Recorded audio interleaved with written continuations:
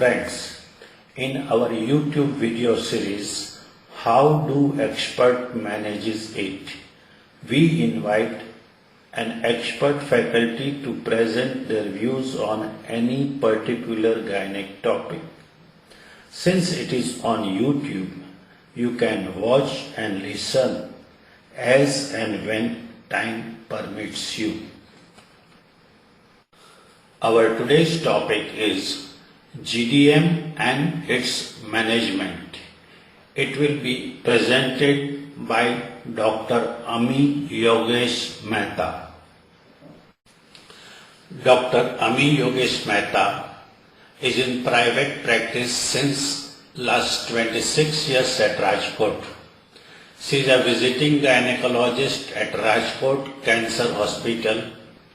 She is a past president of Rajkot Obstetrics and Gynec Society and present vice president and president-elect of Rajkot Menopause Society. She is a faculty for certificate course of GDM at Diabetic Foundation of India, trained more than 100 physicians and obstetricians. She is actively associated with Rotary International, doing extensive public awareness programs regarding menstrual hygiene and management, maternal and child health care, menopausal problems, adolescence health awareness, obesity awareness, cancer prevention, nutrition, etc. since last 18 years. She received Wonder Foxians Award in 2019. Hi friends, in this video presentation I am going to discuss regarding gestational diabetes mellitus, GDM, how to screen, whom to screen, when to screen and antenatal and postnatal management. By definition, gestational diabetes mellitus is defined as any degree of glucose intolerance with onset or first recognized during pregnancy. It is applicable irrespective of whether insulin is used or not. If patient is recovered with medical nutrition therapy, that are also included. It does not exclude possibility of diabetes could have antedated pregnancy and recognized first time during pregnancy. If we see the incidence of GDM in India, it is from 1 to 14%. So, at any given time, there are 4 million women are affected by GDM in India. So, in this presentation, we will include gestational diabetes mellitus and all pregnancies with pre-existing diabetes mellitus. Now, let us see the pathophysiology of GDM. During first trimester of pregnancy, the main hormones involved are estrogen and progesterone. This hormone causes beta cell hyperplasia and there is increased insulin release. So, in first trimester of pregnancy, the insulin sensitivity is normal or raised and the insulin secretion is increased. So, GDM is rare during this period. Fetal demand is less in first trimester, so all extra sugar or energy will be stored and it is used in the later part of the pregnancy. But after 20th week of gestation, the placental hormone, mainly human placental lactogen and other hormones like cortisol, prolactin, growth hormone and progesterone, they create insulin resistance.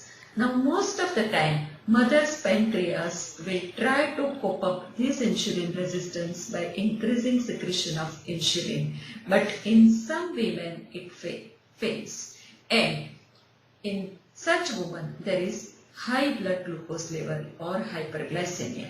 This glucose along with the amino acids and free fatty acids, so like mixed nutrients, it crosses the placenta and causes fetal macrosomia or excessive growth of fetus. Now, from history taking, how one can find out that this woman is likely to develop GDM or what are the risk factors for GDM? Looking at the age, all the women with age more than 25 years, all Indian or Asians are more prone to develop GDM. We must ask obstetric history. So, in last pregnancy or previous pregnancies, if she is having GDM, her chances of development of GDM increases by 30%. Previous obstetric history having large baby or macrosomic baby, polyhydramnios, unexplained perinatal loss or malformed fetus all are risk factor for GDM. In menstrual history, irregular cycle along with the PCO is also a risk factor.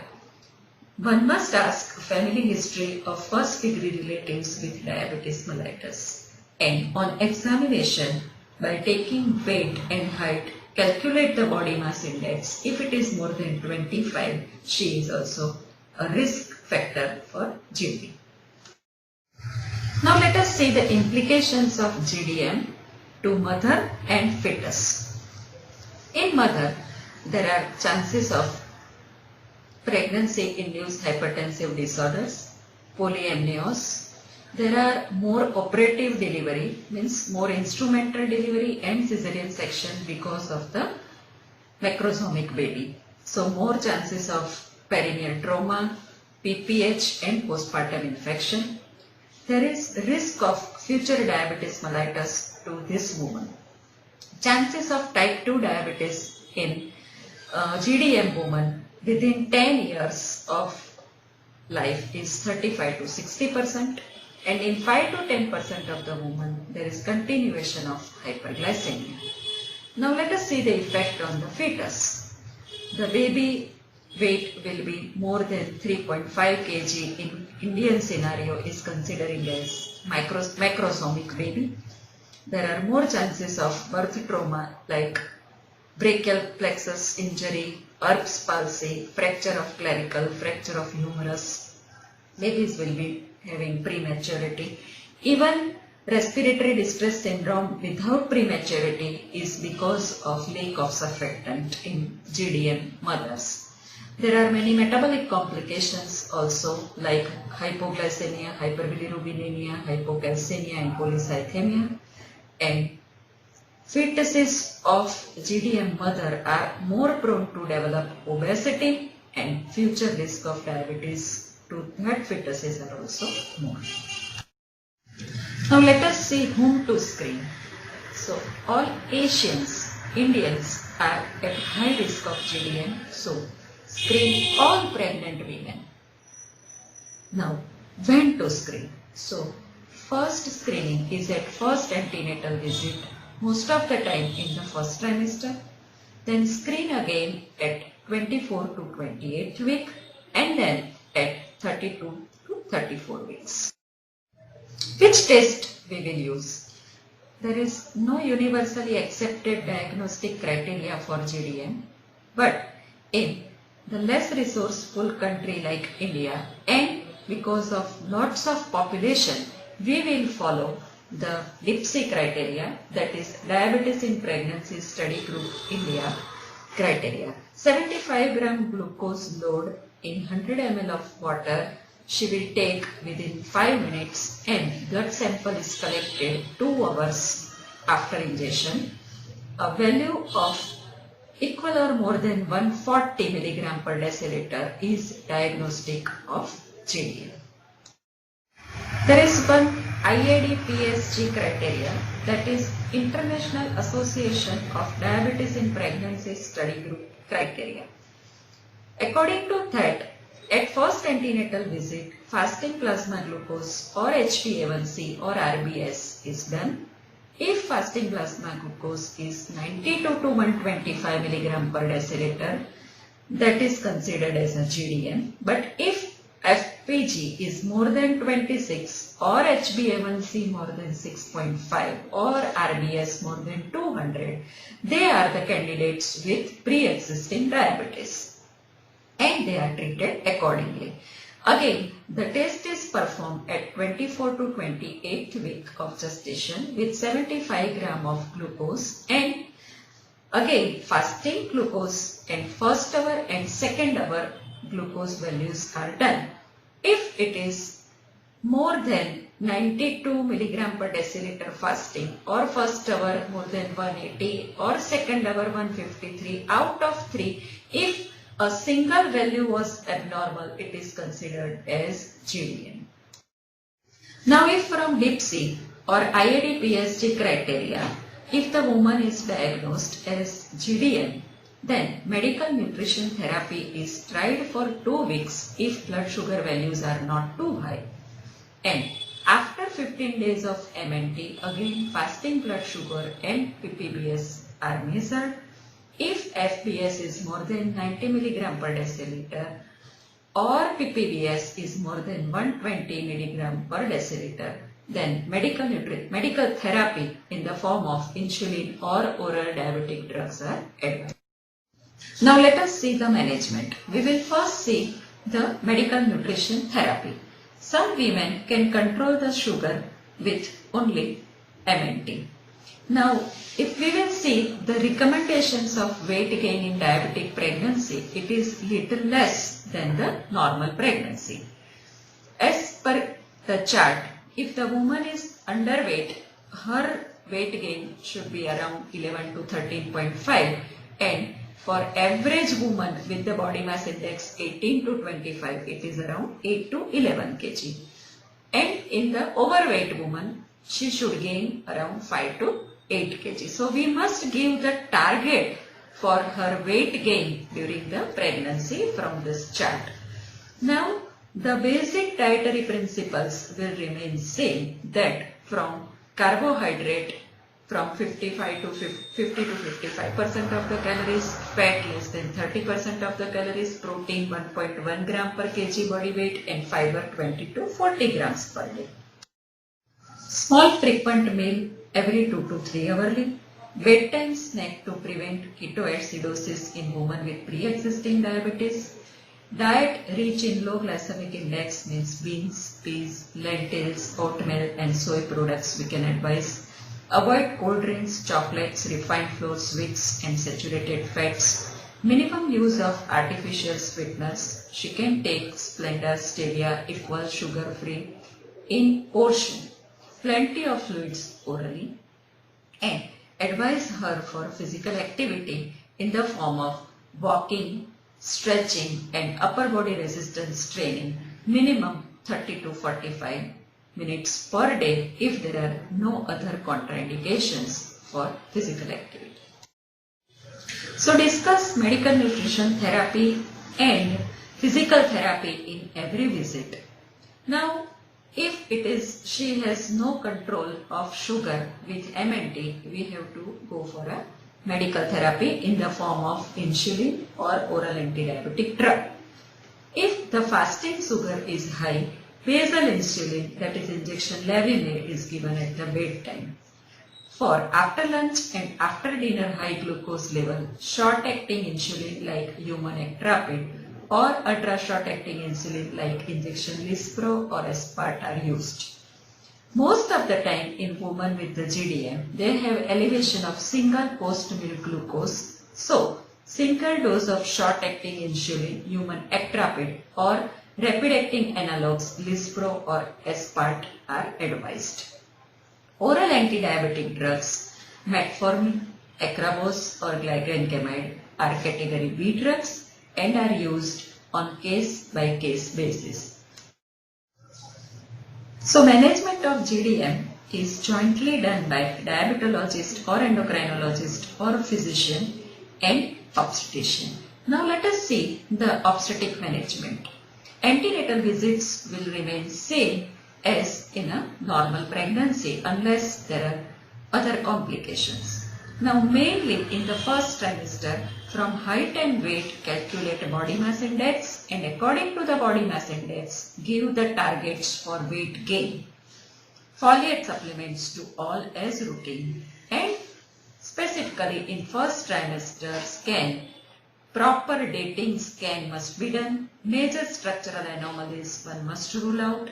Nuchal translucency scan is done along with that, And uterine artery Doppler is also equally important.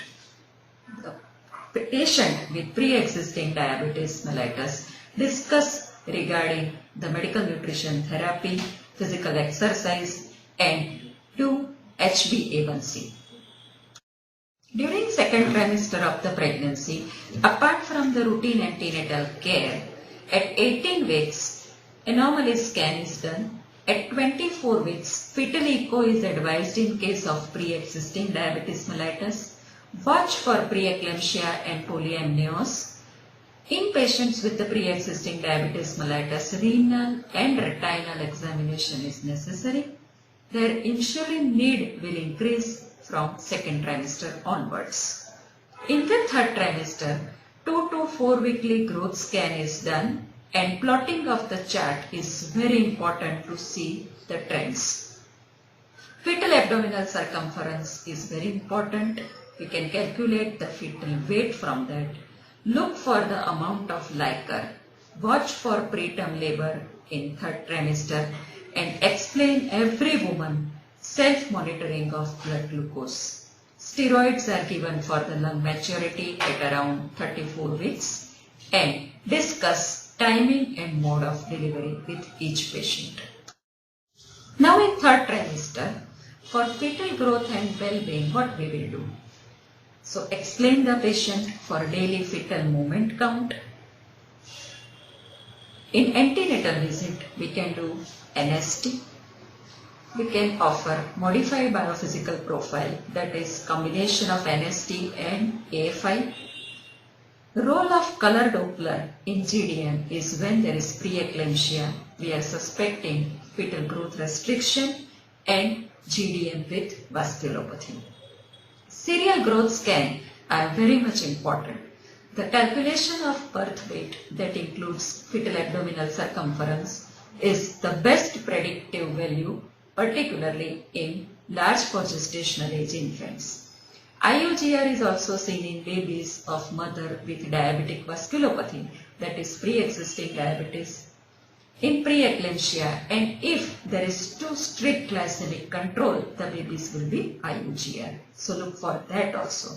Routine use of Doppler has no value in diabetic pregnancy in the absence of IUGR, and if IUGR, then Doppler are of value to monitor the fetal well-being. Now let us see the monitoring of blood glucose. So self-monitoring of blood glucose by glucometer at home is the best method and we must explain that to all the women. Give her the targets. According to the DIPSI criteria, she must try to maintain her fasting blood glucose level below 90 and postprandial less than 120. Ultrasonography is very important.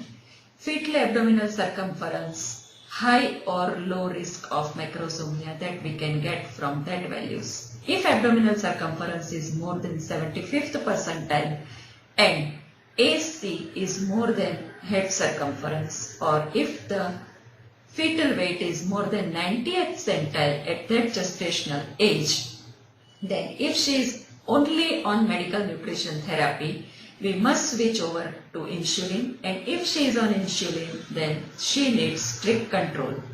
If abdominal circumference is less than 75th centile, then she is at low risk of macrosomia and there are relaxed targets on medical therapy is concerned. And if her abdominal circumference is less than 50th centile, that suggests growth restriction and less stringent management is advised. Now, from 3D volume USG, from subcutaneous tissue thickness of upper arm, thigh, abdomen and the subscapular region, then we can calculate fetal weight in more detail. Antenatal administration of corticosteroid for enhancement of lung maturity is necessary. Repeated doses of steroid one must avoid, and while patient is on steroid to maintain the preprandial glucose level below 108 milligram per deciliter is important. Explain the patient that when she is on corticosteroid therapy for 2 days, she must do her blood glucose level for 4 to 5 days, and she may need little more dose of insulin during that time that she has to discuss with her physician.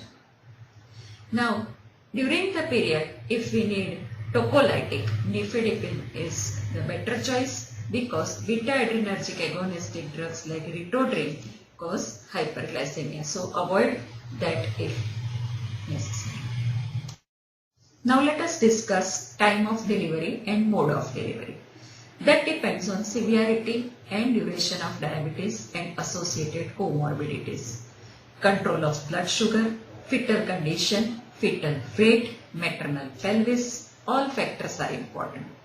But at large, if woman is on medical nutrition therapy or oral drugs and there is no macrosomia, she can deliver at term. Woman on insulin, well-controlled sugar can deliver at 38 completed weeks. But if the woman has uncontrolled sugar or polyhydramnios or preeclampsia or other complication, delivery can be planned earlier as per her need. Vaginal delivery is safe in GDM unless there are any contraindication. One can do even induction of labor, but that depends on previous obstetric history, fetal weight and maternal pelvis. LSCS is done only for obstetric indications and if the baby weight is too high. Be prepared for shoulder dystocia and PPH in both vaginal delivery as well as LSCS. Offering CS to reduce the birth injury for macrosomia is controversial. Shoulder dystocia can occur even at low birth weight baby in women with GDM compared to those without GDM. Lower accuracy of ultrasound in predicting fetal weight accuracy in large for gestational age baby is to be kept in mind. And in case of elective CS, discuss and counsel the woman regarding the risk of CS in current pregnancy as well as necessity of repeat CS in subsequent pregnancy. Now, regarding intrapartum management, maintain hydration, caloric intake and glycemic values during labor. Labor needs lots of energy, so most of the women will not require insulin during labor. Now if we see the postpartum management, we always keep skilled pediatrician for neonatal resuscitation. Early cramping of the cord is must to prevent polycythemia to the baby. Monitor heart rate, respiratory rate, color and motor activity for at least first 24 hours after birth. Promote early breastfeeding and blood glucose level of baby is monitored 1 hour after delivery and before each feed for first 4 breastfeeds. If the fetus blood sugar is less than 36 milligram per deciliter, warrant treatment. And check fetal calcium level on second postoperative day for macrosomic infant. Following delivery, most of the women with GDM will not need insulin and women with pre-existing diabetes need less dose of insulin. However, they need a follow-up blood sugar daily for 3 days and then after a week. And after 6 weeks of delivery, OGTT is repeated and then lifelong observation for type 2 diabetes mellitus, she must be investigated. We must offer her contraception in the form of progesterone-only pill or barrier contraceptive. So, GDM has public health importance far beyond its immediate effects on mother and child. And by investigating and treating gestational diabetes mellitus, we are saving 2 generations from development of future diabetes. Thank you very much, Dr. Sudhir Shah sir, for giving me a chance to share my views on this very interesting subject. And once again, thank you very much to all viewers too. Thank you very much, Dr. Ami Mehta, for your excellent and educative presentation on this very important topic of obstetrics in our day-to-day practice. Friends, please like this video and share the link to your friends, colleagues and PG students. Thank you.